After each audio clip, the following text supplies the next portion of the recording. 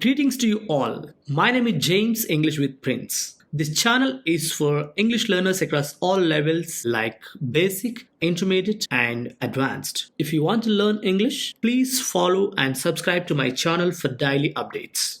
In this video, we are going to have a look at some advanced structures. The first structure is can't help doing. Here doing means root plus ing, root verb plus ing. So we use this structure to tell that something you can't control, doing it, some action that you are unable to avoid doing. You try to avoid it, but situations force you to do that. So in such a case, we use this structure can't help doing. So remember, this is the structure for this subject can't help doing. That means V4 form of the verb. Let's see some examples. The first example is I can't help thinking about you. I can't help thinking about you. See, which means you are unable to control the thoughts. So you keep on thinking about somebody. Next. I can't help remembering the things you did. I can't help remembering the things you did.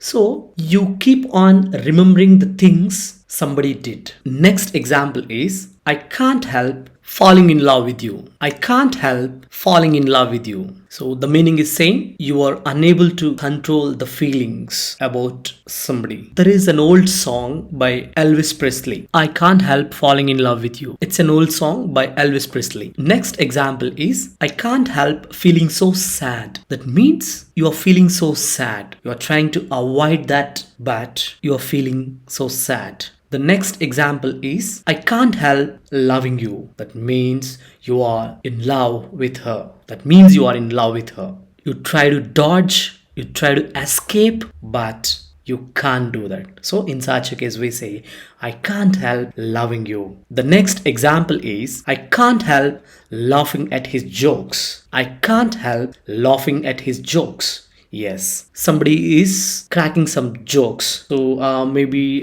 you are in a formal meeting with your boss, but your colleague cracking some jokes in the middle of the meeting. What you do? You try to avoid it, laughing at the jokes. But still, your colleague is cracking some jokes which you can't control. So in such a case, we say, I can't help laughing at his jokes. The same structure can be used to describe the past. The meaning is same, but action is over now. When you use this, couldn't help doing. So for present, can't help doing, and past, couldn't help doing. Examples, she couldn't help laughing. That means she couldn't control that action. Next, she couldn't help talking with me. That means she talked. She talked. Next, she couldn't help falling in love with me. She couldn't help falling in love with me. The only option she had was she fell in love with me. Next, I couldn't help feeling so sad. I couldn't help feeling so sad. I tried avoiding it, but I couldn't. One more structure with the same meaning. I can't help it. The same thing. If you are unable to control some action, you use this. I can't help it. So for example, A is asking, stop laughing. But B says, I can't help it. That means you are unable to control laughing. So you say, I can't help it. Same way, next sentence, please don't cry. If somebody says, please don't cry. You are crying and somebody says that, please don't cry. Then you can answer like this. If you are unable to control it, I can't help it. So these are the structures to tell that something you are unable to control it. Even though if you want to avoid it, but situations force you to do that action. The action may be mental action or physical action. Please mention your own examples in the comment box. Thanks for watching. Have a great day.